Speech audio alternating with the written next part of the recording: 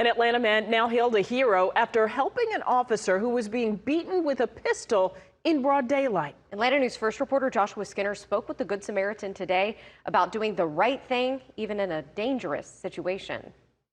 This is a story that started like this. I got out my car. My car's right here. And ended like this. Thank you, brother. For Marquez Burnett, Friday, July 11th was a typical day in an atypical city. This is Atlanta. Nothing's normal. So when Marquez heard screaming coming from outside the parking garage near his job, he followed the sound to the intersection of Andrew Young International and Peachtree Center, coming face to face with a homeless man holding a gun. And the guy's standing right here, and he looks at me and points and said, "I'll kill y'all."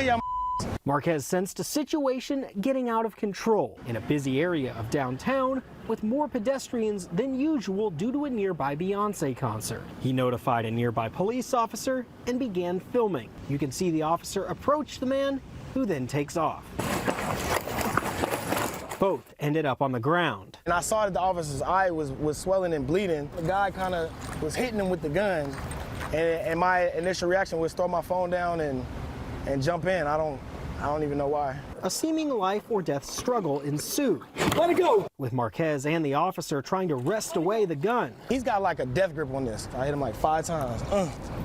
The final punch worked. The officer got the gun away, and the man, identified by police as Harold Sullivan, was arrested, charged with 2 counts of simple assault and disorderly conduct. What's the feeling that overcomes you once the whole thing's immediately done? Once Relief. you know you're safe? Relief. This gun turned out to be a BB gun. Both the officer and Marquez were treated at Grady.